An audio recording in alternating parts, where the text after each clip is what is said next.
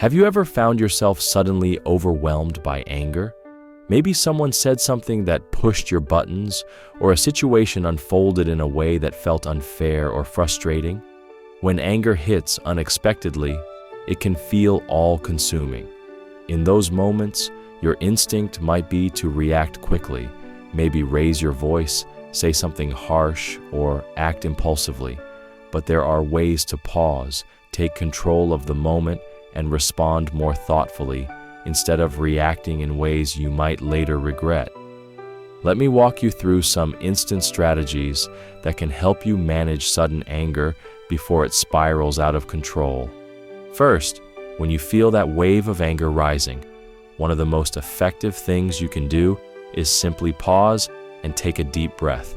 Breathing deeply slows down your heart rate, lowers your blood pressure, and gives your brain a moment to catch up with your emotions. It's amazing how such a simple action can interrupt the intensity of anger. Try inhaling slowly through your nose for 4 seconds. Hold the breath for 2 seconds, then exhale gently through your mouth for 6 seconds. Repeat this several times. You don't even have to close your eyes.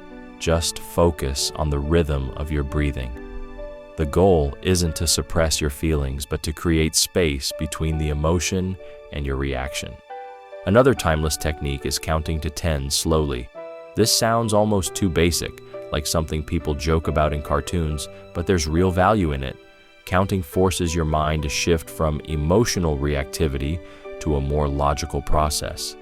When you start counting, especially if you do it slowly and deliberately, you're giving your brain a task other than feeding into the anger. Try saying each number clearly in your head, or even whispering them softly under your breath.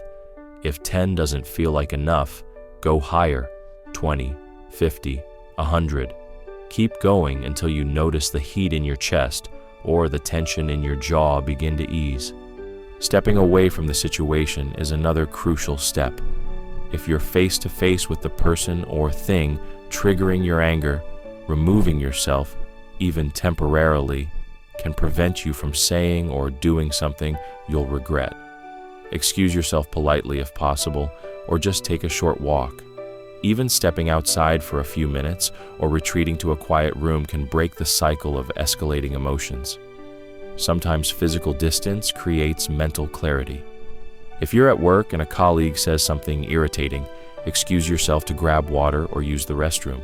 If you're home and an argument flares up, suggest taking a break and reconvening after a little time has passed.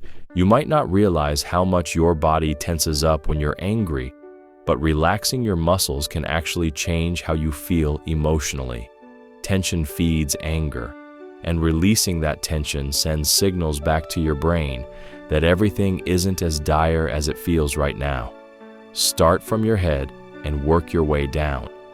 Unclench your jaw, soften your forehead, relax your shoulders, loosen your grip, and let your stomach uncoil. If you're sitting, plant both feet firmly on the ground and roll your neck gently. Shake out your hands. These small movements release stored stress and remind your body that the immediate threat may not be as serious as it seems in the moment. Positive self-talk is incredibly powerful during moments of intense emotion. Instead of letting your inner critic spiral, "Why does this always happen to me?"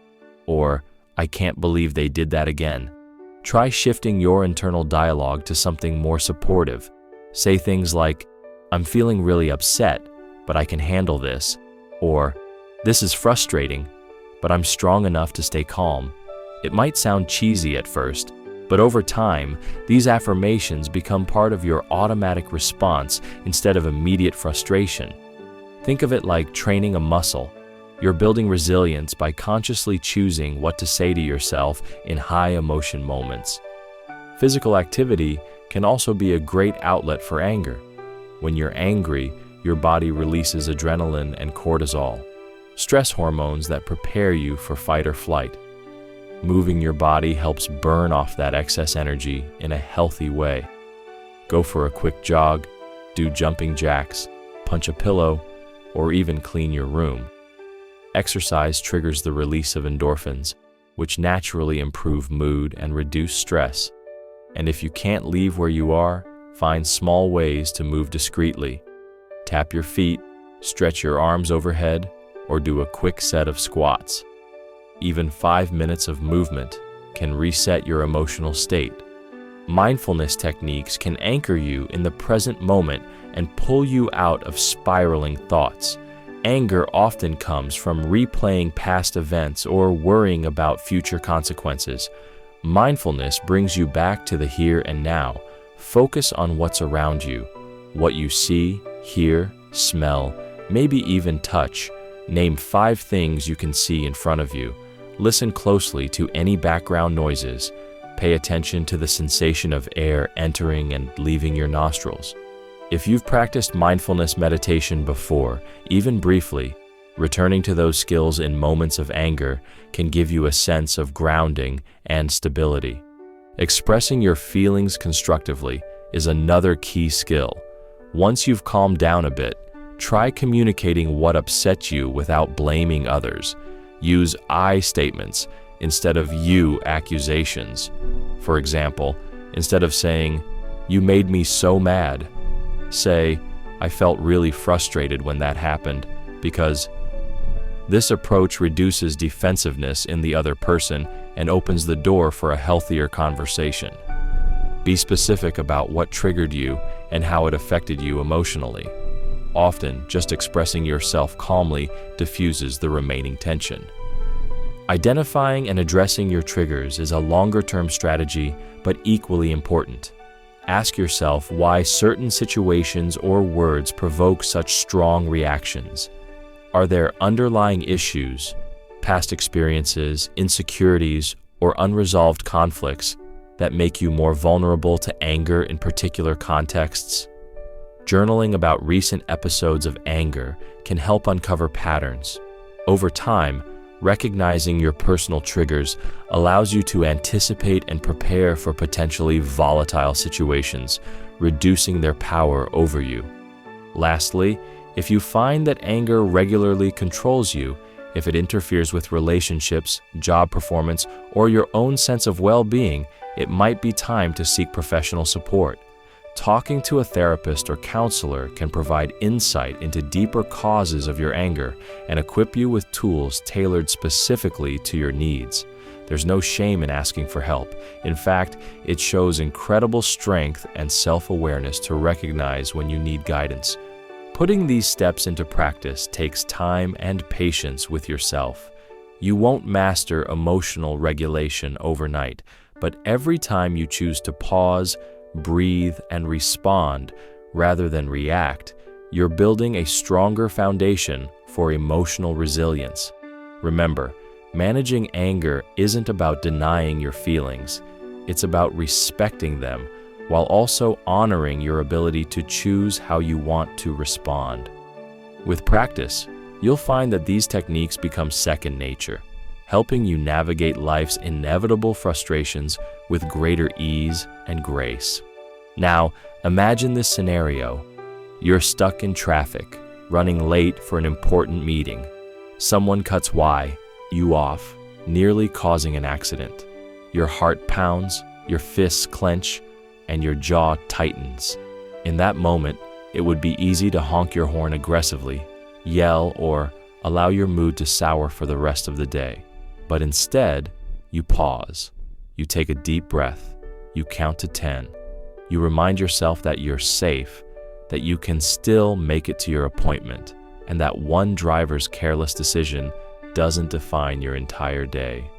You turn on calming music, adjust your posture, and focus on your destination rather than the frustration behind you. By the time you arrive, you've already shifted your mindset, and you walk into that meeting composed and ready.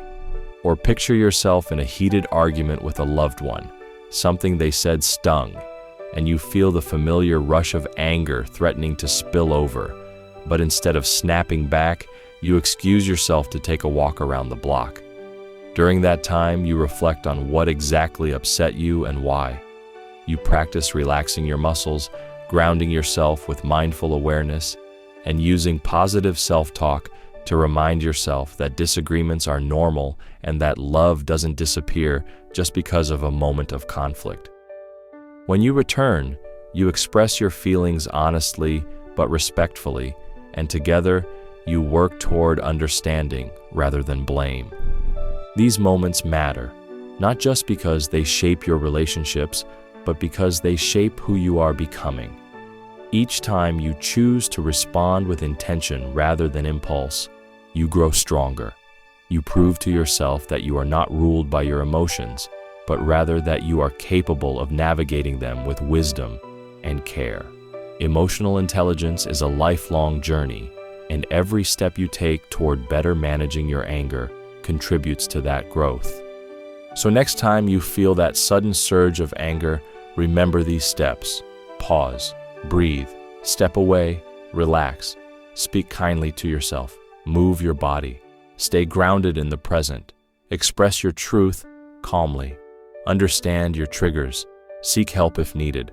All of these actions build upon each other, creating a toolkit you can rely on whenever challenges arise. And with consistent practice, you'll find that managing anger becomes less of a struggle and more of a conscious choice, one that honors both your feelings and your values. Let's keep going. What happens when you don't address anger? Well, think about it. When you suppress your emotions or act out impulsively, you often end up either carrying resentment or damaging important connections. Unresolved anger festers, affecting not only your mental health but your physical well-being too. Chronic anger has been linked to increased risk of heart disease, high blood pressure, weakened immune system, and even digestive issues. That's why learning to handle anger effectively isn't just about preserving peace in the moment. It's about protecting your long-term health and happiness.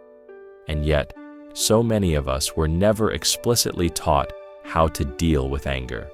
We grew up seeing others shout, slam doors, or shut down completely, and we absorbed those behaviors as normal, even though they weren't necessarily healthy.